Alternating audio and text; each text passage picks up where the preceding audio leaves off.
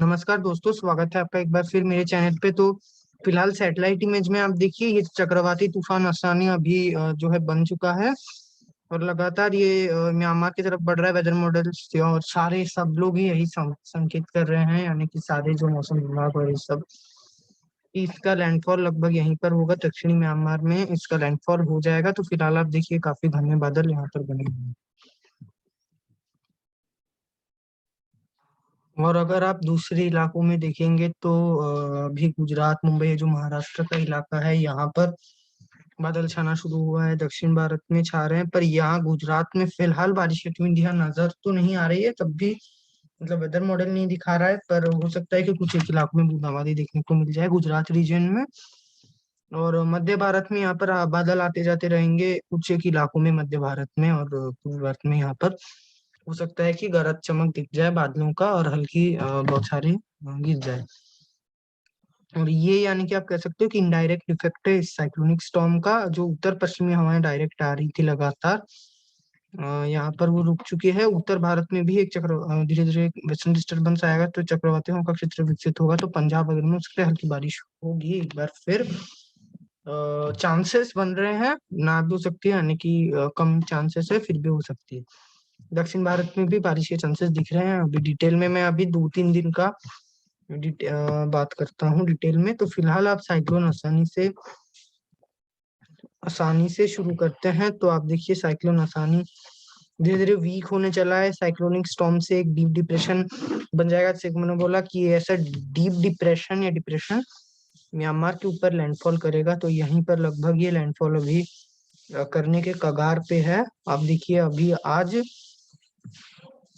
पूरे एकदम रात या शाम 7-8 बजे होते होते इसका जो आई है, आप देखिए, एटलीस्ट रात 10 बजे तक काफी अंदर चले जाएगा। रात 10 बजे इसका आई पूरे लैंड को एकदम जो है टच कर जाएगा म्यांमार के। और ये लैंडफॉल के समय जब इसका आई, ये झट से वीक होने लग जाएगा। फिल्मा लो प्रेशर होते हुए काफी ज्यादा ये वीक हो जाएगा। भारी बारिश ये म्यांमार में ही देगा अगले 3-4 दिन।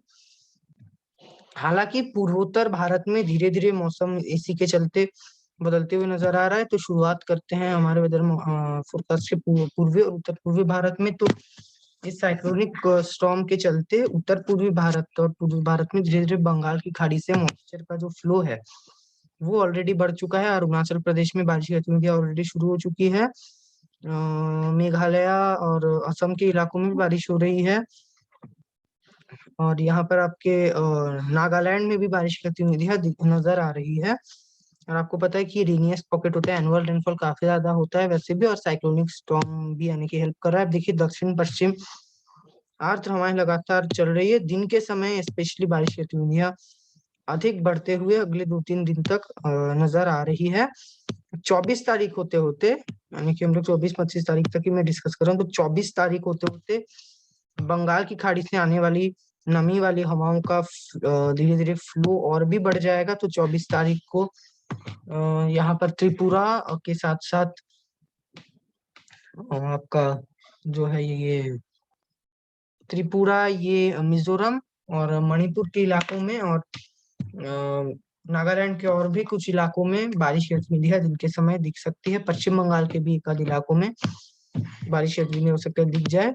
नॉर्थ पश्चिम बंगाल में भी दिख सकती है। 25 तारीख को भी पश्चिम बंगाल के और भी यानी कि कोलकाता वगैरह में बारिश की गतिविधियां दिख सकती है सुबह के समय, प्री मानसूनी गतिविधियां। उड़ीसा में फिलहाल मौसम शुष्क है, पर कल दोपहर को बारिश की गतिविधियां दिख सकती है। परसों भी और थोड़ी इंटेंसिटी इसकी बढ़ सकती है 24 तारीख को। 25 तारीख को भी हल्की बारिश, हालांकि कम हो जाएगी, पर हल्की बारिश की गतिविधियां यहाँ दिख सकती है।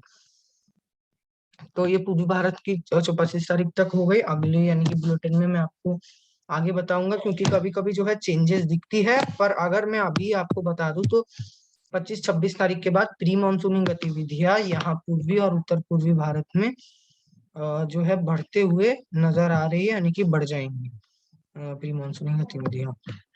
इसके बाद अगर मैं बात करूं उत्तर भारत की, तो उत्तर भारत में फिलहाल एक जो ट्रफ रेखा, यहाँ पर एक चक्रवाती हवा का क्षेत्र पश्चिम बंगाल में बना हुआ है। ये जो है थोड़े मोड़े बादल, मैं से बोल रहा हूँ, पूर्वी भारत और उत्तर पूर्व में भी मौसम को बदलने का एक कारण है। तो ये चक्रवाती हवाओं का क्षेत्र है, पर पश्चिम बंगाल में बारिश वेदर मॉडल नहीं दिखा रहा है, पर हो सकता है एक आध इलाकों में पश्चिम बंगाल में आज बारिश हो जाए। मैं बताना भूल जाता, पूरे भारत में माफ कीजिएगा। तो यहाँ से लेकर के एक ट्रफ रेखा पंजाब तक जा रही है, पंजाब की तराई तक, पंजाब या आप कह सकते हो हिमाचल प्रदेश तक। तो इसी के चलते तराई के इलाकों में आप देखिए दक्षिणी या पूर्वी हवाएं चल रही है। और जब आपको पता है यहाँ पर पूर्वी हवाएं चलती है तो इसमें नमी होती है। आप देखिए बंगाल की खाड़ी से आ रही होती है। तो मैदानी जो तराई के इलाके हैं यहाँ पर आप देखिए कुछ इलाकों में बिहार पश्चिम बंगाल में नमी बढ़ सकती है। आज बारिश की गतिविधियां होने के चांसेस आज तो काफी कम है, और तापमान लगातार बढ़े रहेंगे। पश्चिम बंगाल में भी तापमान तो फिलहाल बढ़े हुए हैं काफी ज्यादा, पश्चिम बंगाल उड़ीसा पूर्वोत्तर के भी कुछ इलाकों में बढ़े हुए हैं तापमान। उत्तर पश्चिमी हवाएं ट्रफ के नीचे चलेंगी, ट्रफ के ऊपर दक्षिणी या पूर्वी हवाएं चलेंगी। दिल्ली एनसीआर में भी तापमान बढ़े रहेंगे। एक वेस्टर्न डिस्टरबेंस आता हुआ नजर आ रहा है जो कि 23 तारीख तक आ जाएगा। इसी के चलते एक चक्रवाती हवाओं का क्षेत्र पंजाब के आसपास यहाँ पाकिस्तान वगैरह में विकसित होगा। तो 23 तारीख को पंजाब के वेदर मॉडल नहीं दिखा रहा है, तब भी कुछ एक इलाकों में अगर मैं बोलूं तो बारिशें फिर दिख सकती है। उत्तर पश्चिम में हवाएं जो लगातार चल रही थी उसमें रुकावट थोड़ी आ सकती है। दिल्ली एनसीआर वगैरह में मौसम काफी ज्यादा ड्राई और काफी गर्मी का सामना लोगों को करना पड़ सकता है। और यानी कि ये रहेगा।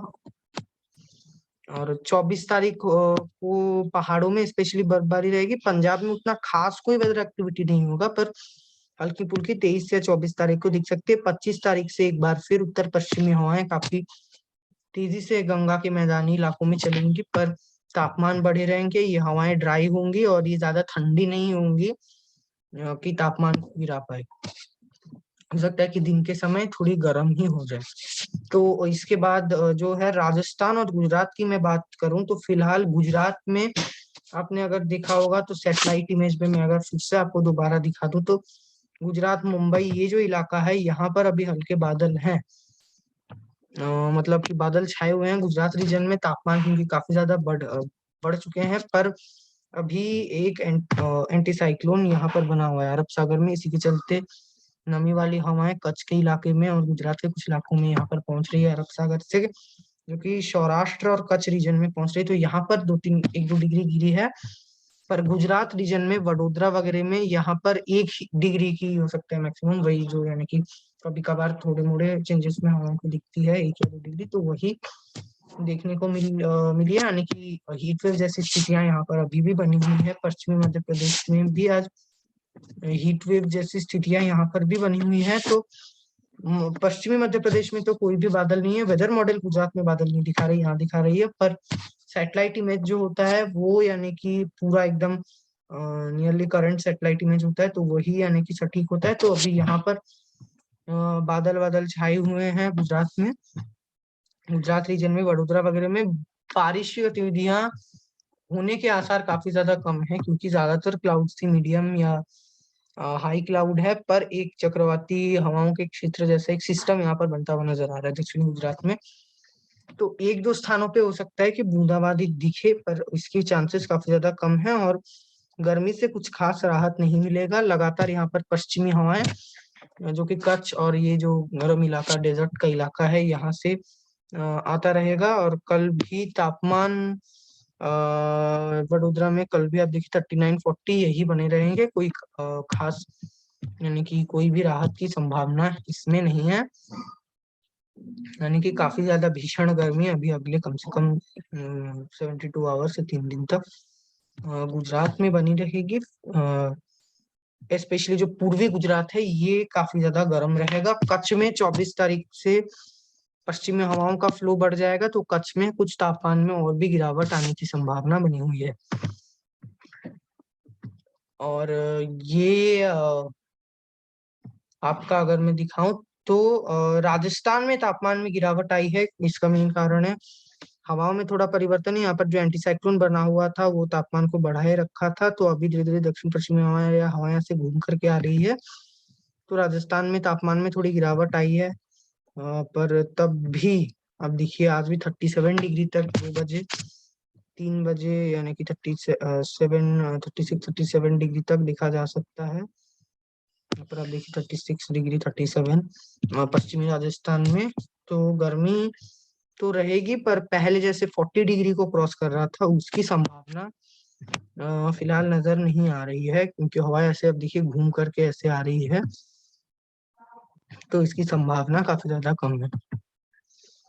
और राजस्थान में फिलहाल अगर राजस्थान की मैं बात कर लूं तो अगले 10 दिनों तक राजस्थान में कोई भी वेदर एक्टिविटी नजर नहीं आ रही है। पर 3 दिन का ही बात है, तो 3 दिन में भी कोई भी वेदर एक्टिविटी तो खास नजर तो नहीं आ रही है। पर ये जो चक्रवाती हवाओं का क्षेत्र 24 तारीख को बनेगा, तो हो सकता है कि कुछ एक इलाकों में बादल, आप देखिए वेदर मॉडल में फिर भी हो सकता है कुछ एक इलाकों में 24 तारीख को बादल दिखे, पर बारिश इंडिया नहीं होगी। तो इसके बाद अगर मैं बात करूं मध्य भारत की, तो मध्य भारत में तापमान में 1-2 डिग्री कहीं कहीं पर गिरावट आई है। तब भी ना विदर्भा के आज भी कुछ इलाकों में 40 डिग्री के आसपास पहुंच सकता है तापमान। छत्तीसगढ़ में भी तापमान 35 के ऊपर ज्यादातर इलाकों में बना रहेगा। उत्तर पश्चिमी हवाओं में कमी आई है, तभी हल्की फुल्की यानी कि हवाओं का मिक्सचर है। तो यहाँ पर इस साइक्लोनिक स्टॉर्म के चलते क्या होगा कि कल से और भी इसमें कमी आएगी। तो कल से हो सकता है कि दक्षिणी छत्तीसगढ़ के एकाध इलाकों में वेदर मॉडल निर्धारण पर हल्के बादल बादल छाएंगे या मेघ गर्जना के साथ हल्की बारिश की गतिविधियां दिख सकती है। और तापमान यानी कि लगभग ऐसे ही मेंटेन रहेंगे, कोई गिरावट आने की संभावना नहीं है मध्य छत्तीसगढ़ और विदर्भा में। और धीरे धीरे यानी कि 24-25 तारीख को हालांकि तापमान में एक बार फिर हो सकता है 2-3 डिग्री की बढ़ोतरी देखने को मिले। और मार्च एंड आते आते नहीं कि मार्च 29 तक यहाँ पर तापमान और भी बढ़ जाएंगे, जहां पर यानी कि अभी 40 डिग्री नहीं पहुंचा था। जैसे रायपुर में अभी तक 40 डिग्री नहीं पहुंचा था, यहाँ पर भी 40 डिग्री या 40-41 डिग्री तक तापमान पहुंचने की संभावना बनी हुई है। अब देखिए 25 तारीख को काफी ज्यादा तापमान बिहार में 39 डिग्री पहुंच जाएगा। पूर्वी भारत में यहाँ पर पूर्वी भारत में भी यानी कि बंगाल की खाड़ी से डायरेक्ट हवाएं इनके समय यहाँ पर नहीं पहुंचेंगी, वो जो मध्य पश्चिम बंगाल के भाग हैं, तो यहाँ पर भी 40 डिग्री के आसपास तापमान जा सकता है। छत्तीसगढ़ में भी यही रहेगा। विदर्भा मध्य महाराष्ट्र में 40 डिग्री को तापमान क्रॉस कर सकता है। और वही पश्चिमी राजस्थान में 25 तारीख को एक बार फिर पश्चिमी हवाएं चलने के चलते यहाँ पर भी 40 डिग्री तापमान हो सकता है कि आराम से पहुंच जाए। कच्छ में भी उत्तरी हवाएं आएंगी, यहाँ पर भी तापमान बढ़ेंगे। पूर्वी गुजरात में भी तापमान 40 डिग्री या उसके पास जा सकती है। तो हीट वेव की संभावना इस इलाके में यहाँ पर भी हीट वेव जैसी स्थितियां बनेंगी। हो सकता है कि पश्चिम बंगाल छत्तीसगढ़ यहाँ पर हीट वेव हो सकता है आ जाए, संभावना कम है, पर उसकी जैसी स्थितियां रहेंगी। बिहार में भी वैसा ही हालत रहेगा। बिहार, पूर्वी उत्तर प्रदेश, पंजाब में भी तापमान बढ़ेंगे। पर यहाँ पर क्योंकि जैसे मैंने बोला हिमालय के पास है, तो फिलहाल जो मार्च के महीने में हवाएं उतनी भी गर्म नहीं होती है यहाँ पर की हीट वेव पंजाब में देखने को मिले। पर धीरे धीरे यहाँ पर हवाएं अभी गर्म होगी, अप्रैल मई के महीने में ये देखने को मिलती है।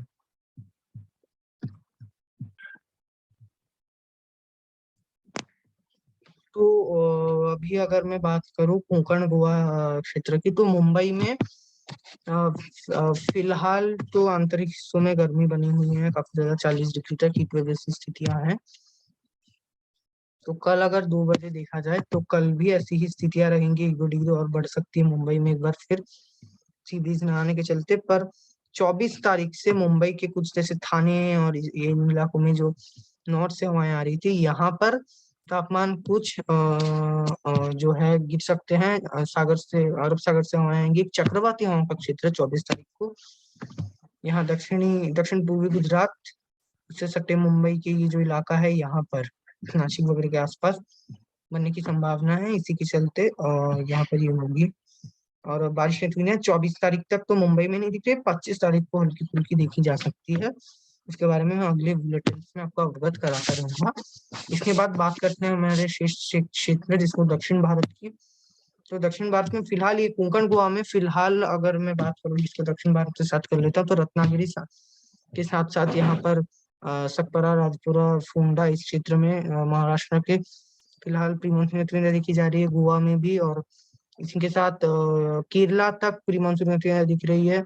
तटीय कर्नाटका में भी प्री मानसून गतिविधियां दिख सकती है। अब देखिए टेम्परेचर काफी ज्यादा कम बनी हुई है। यहाँ पर जो 40 डिग्री तक ऊपर वगैरह में पहुंच रहा था, यहाँ पर तापमान 30 डिग्री के ऊपर नहीं उठ पा रहा है।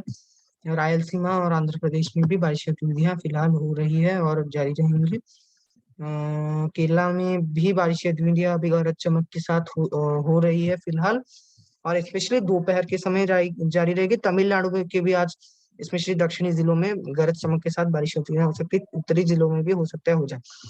23 तारीख को एक एंटी साइक्लोन अरब सागर पर बनेगा, तो इसी के चलते रत्नागिरी वगैरह गोवा वगैरह में बारिश जारी रहेगी। दक्षिणांतरी कर्नाटक में, सॉरी, तटीय कर्नाटक में बारिश की गतिविधियां बढ़ सकती है। यहाँ पर केरला में भी बारिश की गतिविधियां लगातार जारी रहेगी। तमिलनाडु में हो सकती है एक चक्रवाती हवा का क्षेत्र केरला और तमिलनाडु के बीच बनेगा।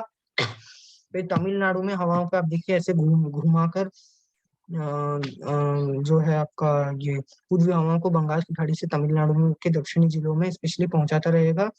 बारिश यहाँ पर जारी रहेगी। 24 तारीख को भी बारिश की गतिविधियां जारी रहने की संभावना यहाँ बनी हुई है। वही रायलसीमा और आंध्र प्रदेश में भी लगातार मॉइस्चर पहुंचता रहेगा, तो बारिश की गतिविधियां होती रहेगी। हालांकि तमिलनाडु और केरला से तो कम ही रहेगी बारिश की गतिविधियां। इसके बाद जो ये नॉर्थ इंटीरियर कर्नाटका है और दक्षिणी महाराष्ट्र है, यहाँ पर मौसम 24 तारीख तक शुष्क ही रहेगा, पर जो है 23-24 तारीख के बीच एक चक्रवाती हवा का क्षेत्र यहाँ पर डेवलप होगा 24 तारीख के सुबह। तो हो सकता है कि कुछ बादल बादल इस क्षेत्र में आ जाए, पर बारिश के गतिविधियों की संभावना फिलहाल काफी ज्यादा कम दिखाई दे रही है। हो सकता है कि एक आध इलाकों में बूंदाबांदी उस दिन दोपहर को दिखे 24 तारीख को, तब भी बारिश गतिविधियों की संभावना काफी यहाँ पर कम ही है। तेलंगाना में भी मौसम फिलहाल कुछ कोई भी वेदर एक्टिविटी खास नजर नहीं आ रहा है। ये तेलंगाना के कुछ भी इलाके में फिलहाल, और गर्मी लगातार बरकरार रहेगी सारे इलाके में। दक्षिण भारत में 35 डिग्री और उसके ऊपर तापमान रहेगा, जहाँ पर मौसम शुष्क है। तो आगे के अगर अपडेट्स के लिए देखते रहिए मेरे चैनल को। जय हिंद, जय भारत।